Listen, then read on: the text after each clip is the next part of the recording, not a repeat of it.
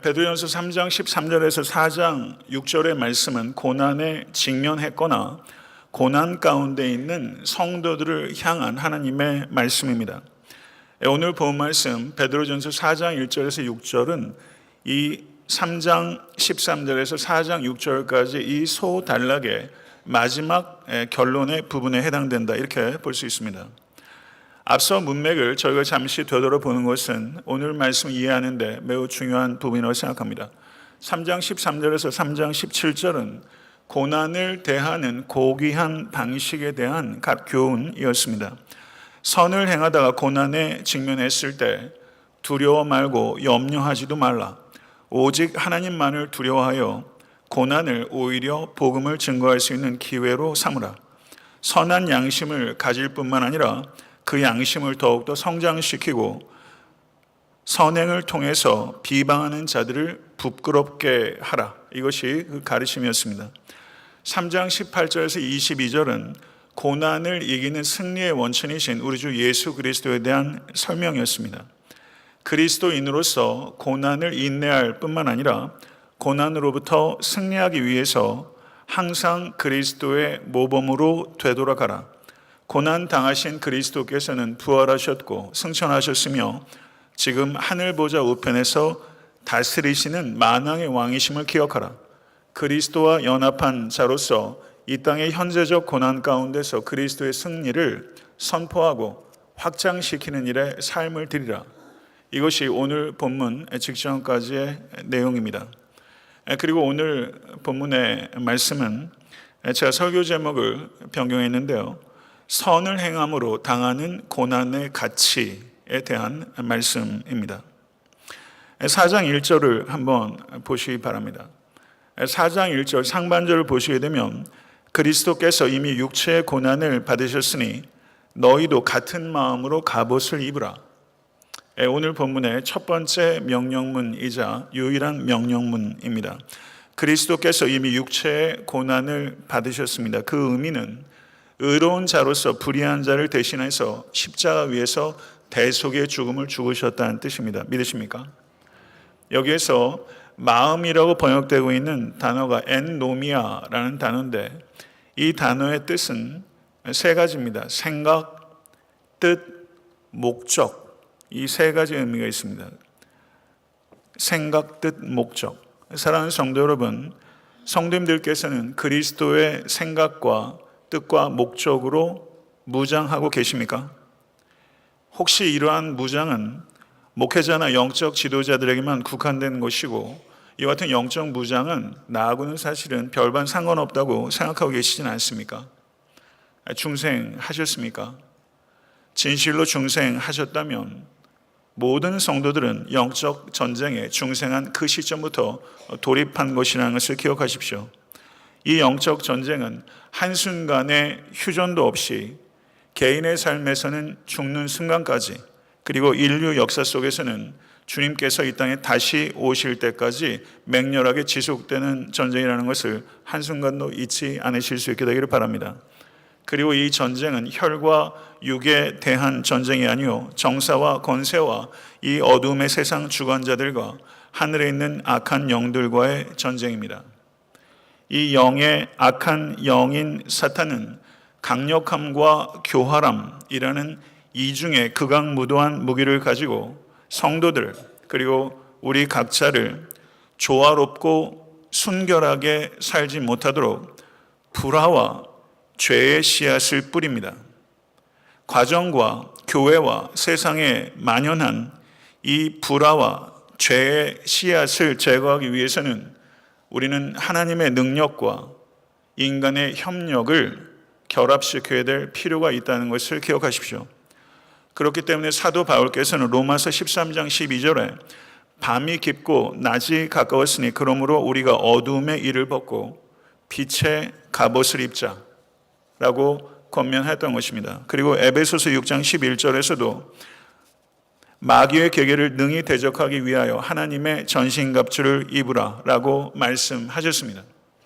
사도 바울이 말씀하신 이 빛의 갑옷 그리고 하나님의 전신갑주는 우리의 것이 아니라 하나님의 것입니다. 사탄은 강력합니다. 그러나 하나님은 전능하십니다. 능력은 우리에게서 나오는 것이 아니라 하나님으로부터 나오는 것입니다. 여러분과 저에게 주어진 책무는 그 갑옷을 입는 책임입니다. 때를 알아야 때에 맞는 옷을 입을 수 있습니다. 지금은 잠잘 때가 아닙니다. 잠옷을 입을 때가 아닙니다. 지금은 깨어야 할 때시고, 그리고 빛의 갑옷, 하나님의 전신갑주를 입어야 할 때인 것입니다. 그래서 사도 베드로는 베드로전서 4장 7절에 만물의 마지막이 가까웠으니 그러므로 너희는 정신을 차리고 근신하여 기도하라, 이렇게 권면하고 있습니다.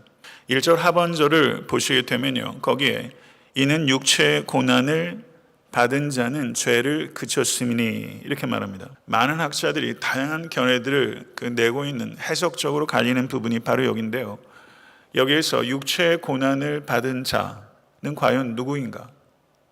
그리스도인가? 그리스도인인가? 죄를 그친다는 것은 무슨 뜻인가? 여기에서 해석적으로 갈리는 거예요. 제가 여기에서 다양한 신학자들의 견해들을 제시하는 것은 적절하지 않습니다. 책으로 따라가기에도 논리적으로 따라가기 쉽지 않고요. 그래서 오늘 설교의 목적은 다양한 견해들, 학문적 견해들 이해하는 데 있지 않고 여러 가지 견해들을 제가 종합적으로 보고 이해해서 제가 동의하는 견해, 그리고 유력한 학자들과 또 많은 목회자들이 동의하는 견해에 대해서 말씀을 드리는 것이 적절할 것 같습니다. 여기에서 육체의 고난을 받은 자는 그리스도를 가리키는 것이 아니라 그리스도인을 가리킨다라는 견해에 저는 동의합니다. 그렇다면 육체의 고난을 받은 그리스도인이 죄를 그친다는 것은 무슨 말일까요? 육체의 고난을 당하는 사람이 죄를 정말 다 그칩니까? 그것이 현실 세계에서 그렇게 되나요? 육체의 고난을 당해도 죄를 그치는 사람도 있고 죄에 더 빠지는 사람도 있습니다. 그렇다면 여기에서 육체의 고난을 당하는 자는 거기에 제한이 붙어야 되는데, 그것은 선을 행하다가 이 땅에서 육체의 고난을 당하는 자는, 그렇다면 선을 행하다가 고난을 당하는 그리스도인들이 죄를 그쳤다는 의미는 죄를 절대 짓지 않는다는 그런 완전을 의미하는 것은 결코 아닙니다. 죄를 그친다라는 것은 죄를 더 이상 영위하지 않는다, 이런 뜻입니다. 아무렇지도 않게 습관적으로 죄를 지을 수 없다라는 뜻입니다. 이와 똑같은 영적 진리를 사도 바울께서는 로마서 6장 1절과 2절에 말씀하시기를, 그런즉 우리가 무슨 말을 하리요? 은혜를 더하게 하려고 죄에 거하겠느냐? 그럴 수 없느니라. 죄에 대하여 죽은 우리가 어찌 그 가운데 살리요? 이렇게 말씀하고 있습니다. 우리는 예수 그리스도의 자유케 하시는 십자가의 보혈로 말미암아 이제는 죄의 지배 아래 있는 것이 아니라 은혜의 지배 아래 있는 것이다. 그렇기 때문에 죄를 짓는 것이 불가능하지 않지만 이제는 더 이상 그것이 우리에게 자연스러운 것이 아니다, 이것을 말하고 있는 것입니다. 은혜가 우리를 구원할 뿐만 아니라 은혜가 우리를 거룩하게 하는 것입니다. 이것을 확고하게 붙잡으실 수 있는 여러분과 제가 될 수 있게 되기를 간절히 소원합니다. 2절과 3절의 말씀을 한번 보시죠. 거기 보게 되면요, 그 후로는 다시 사람의 정욕을 따르지 않고 하나님의 뜻을 따라 육체의 남은 때를 살게 하려 함이라. 너희가 음란과 정욕과 술 취함과 방탕과 향락과 무법한 우상 숭배를 하여 이방인의 뜻을 따라 행한 것은 지나간 때로 조카도다. 육체의 남은 때가 얼마나 길어질지 알 수 있는 사람 한 사람도 없습니다. 내 개인의 삶도 언제 끝이 날지 모릅니다. 이 세상의 역사도 언제 끝날지 우리는 모릅니다. 이 남은 때를 죄를 짓는데 더 이상 낭비하지 않기로 오늘 이 시간 결단하실 수 있기를 간절히 바랍니다. 이전에 이방인의 뜻을 따라 살던 시간들로 족하다, 이렇게 표현하고 있는데요, 족하다, more than enough란 뜻입니다.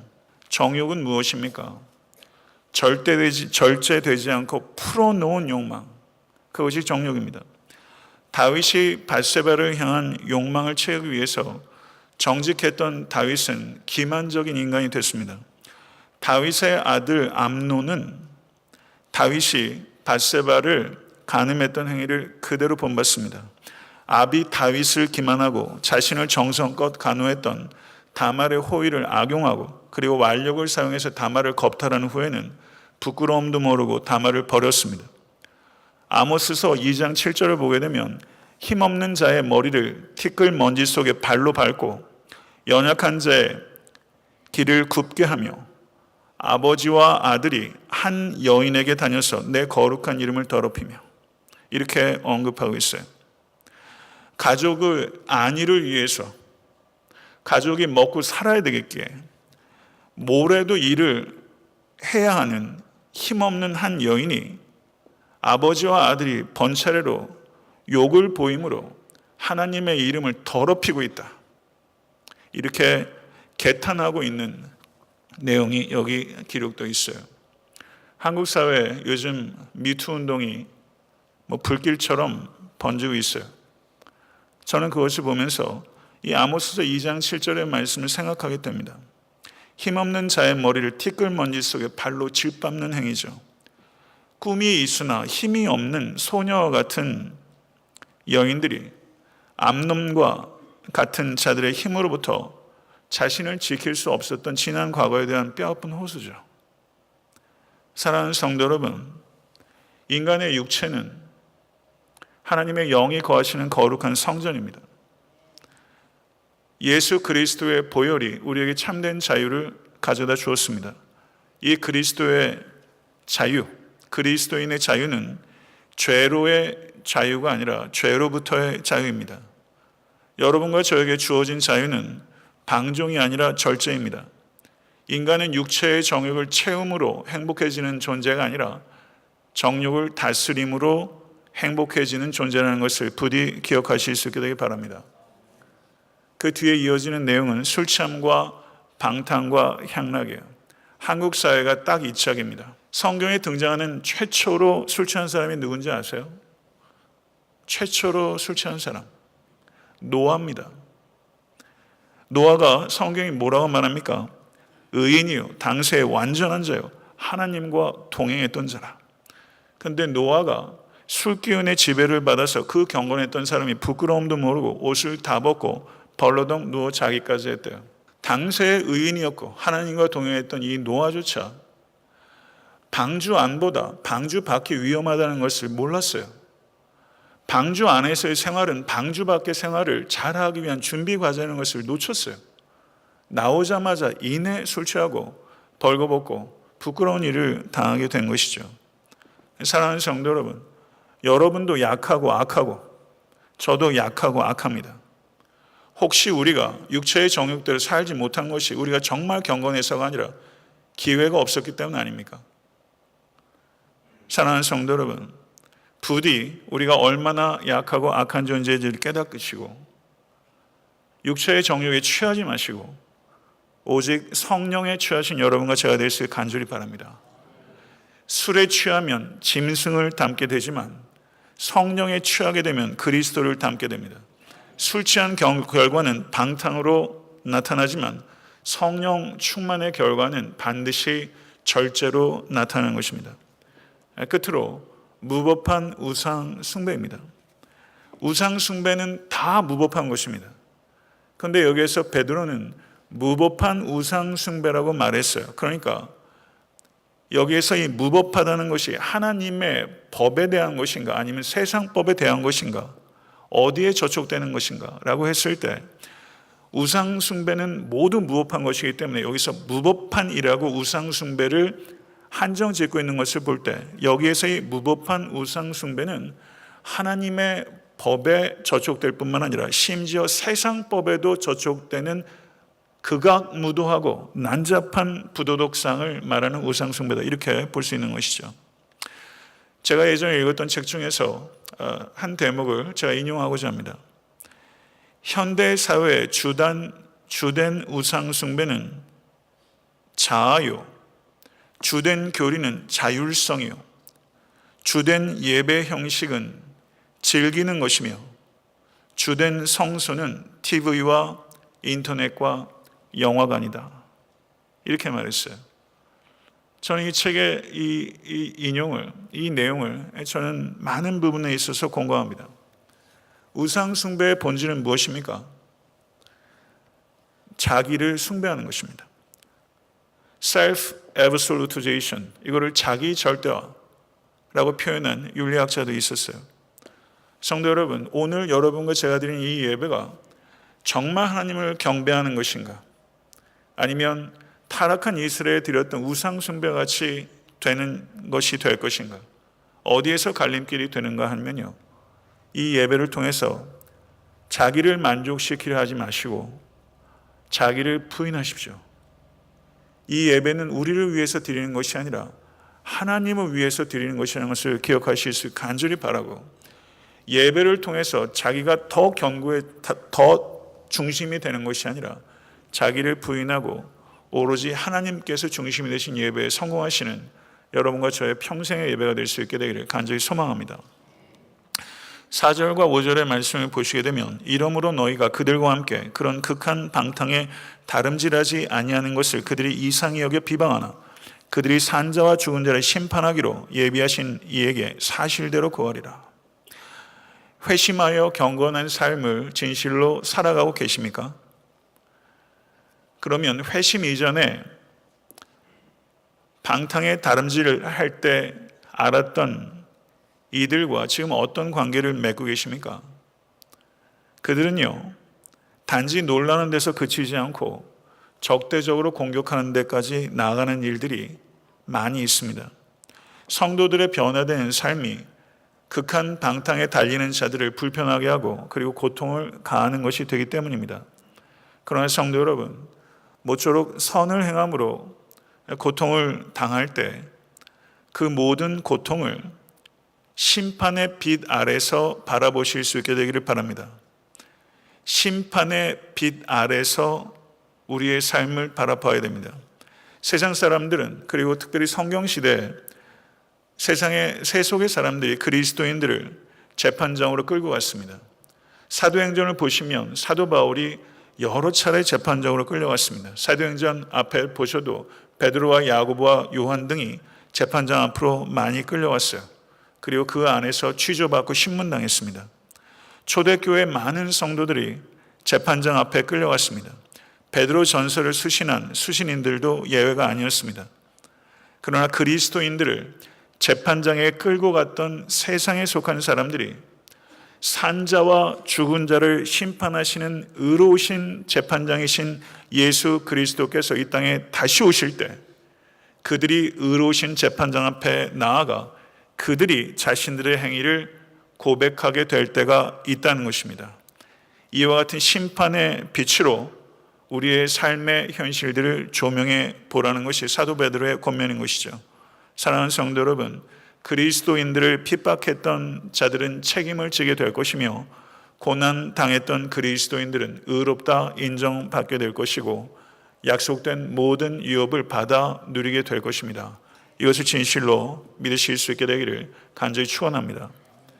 존 스토튼 목사님께서 이런 이야기를 하셨어요. 그리스도의 재림과 심판을 의식적으로 예견하는 가운데 살고 일하고 증거하는 것은 신실함에 이르는 유익한 자극이다. 기독교 윤리는 세상 윤리와 근본적인 차이가 있습니다. 그 윤리의 내용에 있어도 차이가 있지만 윤리의 근거에 있어서 차이가 있다는 것입니다. 기독교인들의 윤리의 근거는 우리 주 예수 그리스도의 재림과 심판입니다. 믿으십니까? 예수 그리스도께서는 부활하신 주님께서 약속하신 것처럼 이 땅에 다시 오실 것입니다. 그리고 다시 오실 주님께서는 아기의 모습이 아니라 왕의 모습으로 구름을 타시고 천군 천사들을 호령하시며 모든 사람들의 눈에 가시적으로 그리고 우주적으로 임하게 될 것입니다. 이 예수 그리스도의 재림에 대한 믿음과 소망을 가지십시오.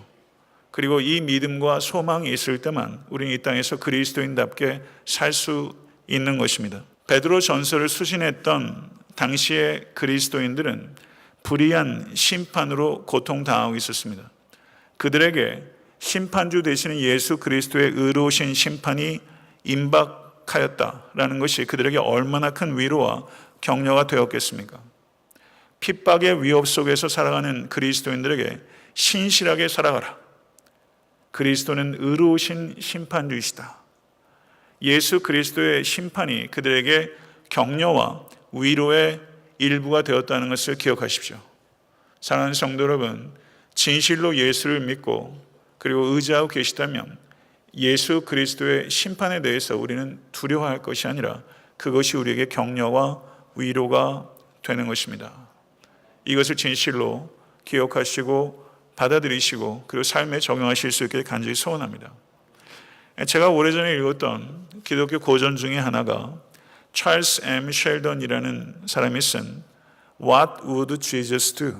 라는 책이에요. 이 책이 한국에 번역되기를 그리스도라면 어떻게 하실까? 라는 제목으로 번역이 되어 있는데요. 교회 그 서가에 있는지는 모르겠습니다만 다시 한번 좋은 번역으로 한 권 갖다 놓도록 하겠습니다. What would Jesus do? 그리스도라면 어떻게 하실까? 그 사람의 크기는요, 그 사람의 질문의 크기와 연관됩니다. 질문을 보면 그 사람이 어디 있는지가 보여요. 기독교인에게 있어서 가장 중요한 질문을 하나 고른다면 저는 이 질문이라고 생각합니다. 그리스도라면 어떻게 하셨을까? 솔직히 한번 생각해 보세요. 지난 이 한 주간 정신없이 분주하게 사셨어요. 이민 생활하면서 다들 열심히 수고하세요. 그런데 분주하게 살면서 여러분 정말 한 번이라도 그리스도라면 어떻게 하셨을까? 이 생각 한 번이라도 해보셨습니까? 지난 한 주간을 살면서. 이 What Would Jesus라는 책에서 맥스웰 목사라는 사람이 등장하는데 그가 자기 교회 성도들에게 이렇게 제안해요. 앞으로 1년 동안 성도 여러분 무슨 일을 하든지 예수님이라면 어떻게 하실까? 라고 자신에게 정직하게 묻고 예수님의 생각대로 실천하겠다고 오늘 서약하시기를 바랍니다. 그 선택의 결과가 무엇이든지 두려워하거나 염려하지 말고 예수께서는 이렇게 하실 것이라고 생각되는 대로 모든 것을 실천해 나갑시다. 이렇게 이 책의 목사는 이야기했어요. 저는 여러분과 저에게 제 자신에게도 이렇게 호소하고 싶어요. 올 한 해 1년은 너무 기니까 그건 무리인 것 같고요. 3월 31일까지가 사순절이에요. 이제 불과 20여일 남았어요. 이 사순절 기간 동안이라도 우리가 하루를 시작하면서 매 순간 중요한 선택의 기로에서 그리스도라면 어떻게 하셨을까? 이렇게 남은 사순절 한번 지내보지 않으시겠어요? 제가 이렇게 한번 오늘 제안해 드리고 싶어요. 남은 사순절 기간 동안이라도 그리스도라면 어떻게 하셨을까?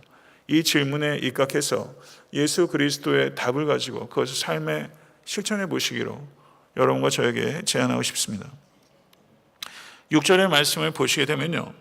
이를 위하여 죽은 자들에게도 복음이 전파되었으니 이는 육체로는 사람으로 심판을 받으나 영으로는 하나님을 따라 살게 하려 함이니라. 이 부분도 여러 가지 의견들이 분분합니다. 간단히 말씀드린다면요. 교회 내에도 신학교에도 보편 구원론자들이 있습니다. 모든 사람들이 구원을 얻게 될 것이라는 것입니다.